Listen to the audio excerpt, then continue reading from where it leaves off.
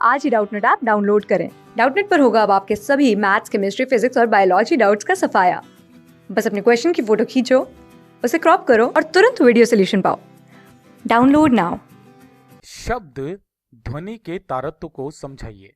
तो बेटा सबसे पहले तो आप ये चीज देखिएगा, ध्वनि का तारत्व क्या है बेटा, है ना। ये क्या है बेटा, ध्वनि का एक अभिलक्षण है ना। ध्वनि का अभिलक्षण, ठीक है, अभिलक्षण है ना। मतलब कौन, तारत्व। मैं यहां पर लिख भी देता हूं, तारत्व जो है वो ध्वनि का एक अभिलक्षण है जो जो ध्वनि तरंग की आवृत्ति पर निर्भर करता है।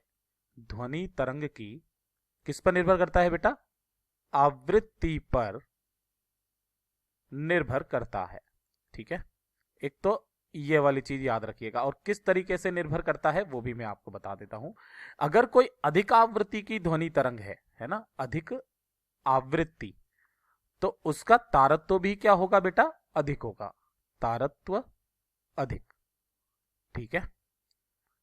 और कम आवृत्ति की कोई तरंग है ना, कम आवृत्ति होगी तो मतलब क्या हो जाएगा बेटा, तारत्व भी कम हो जाएगा, तारत्व भी कम।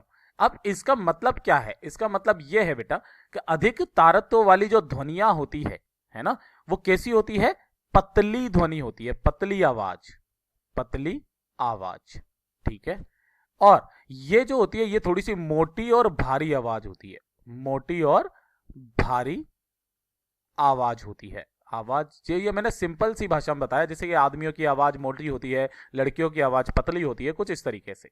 और जब भी हम लोग इनके लिए ग्राफ बनाते हैं तो ध्यान से देखिएगा बेटा किस तरीके से हम लोग इसको रिप्रेजेंट करते हैं, वो भी मैं आपको बताता हूं। जैसे कि एक यहां पर है ना, और एक यहां पर है। मैं दोनों ही तरीके की ध्वनि तरंगों के बारे में आपको बता देने वाला हूं। यहां पर ये है बेटा हमारे पास में इस तरीके से, ठीक है।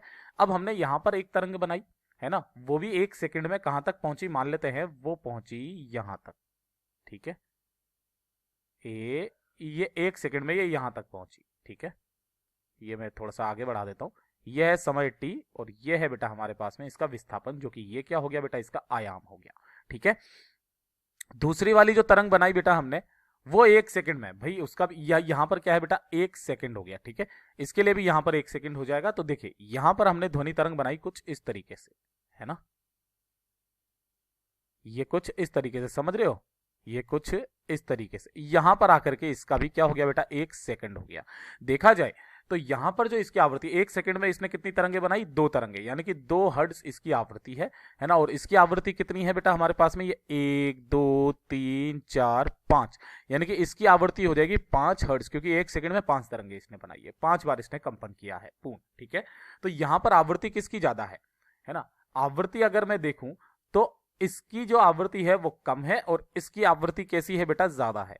यानी कि ये वाली कैसी होगी बेटा, कम तारत्व की होगी, कम तारत्व या निम्न तारत्व, जो भी आप बोलना चाहें। और ये कैसा हो जाएगा बेटा, अधिक तारत्व की या उच्च तारत्व की, ठीक है, उच्च तारत्व, ठीक है। इसका मतलब ये वाली जो आवाज हो जाएगी ये कैसी हो जाएगी बेटा, पतली आवाज, ये पतली ध्वनि है ना। और ये कैसी है बेटा, मोटी भारी ध्वनि, मोटी भारी ध्वनि है, ठीक है।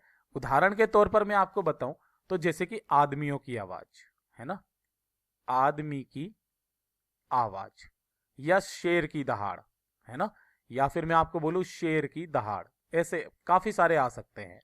शेर की दहाड़ ये इसमें आते हैं, ठीक है। और इसके अंदर क्या आते हैं बेटा, लड़कियों की आवाज, है ना, लड़कियों की, फीमेल्स की आवाज, या फिर मैं आपको बोलूं इसमें मधुमक्खियों का भिनभिनाना, है ना, मधुमक्खियों का भिनभिनाना, ये इसके अंदर आते हैं, भिन भिनाना, ठीक है। और आदि लिख दो, क्योंकि इसके काफी सारे उदाहरण हो सकते हैं, जरूरी नहीं है कि केवल 2 ही हो, आदि। तो यही इसका उत्तर है, धन्यवाद। क्लास 6 से 12 से लेके नीट, IIT, जेईई मेंस और एडवांस के लेवल तक 10 मिलियन से ज्यादा स्टूडेंट्स का भरोसा। आज ही डाउनलोड करें डाउटनेट ऐप या व्हाट्सएप कीजिए अपने डाउट्स 8400 400 400 पर।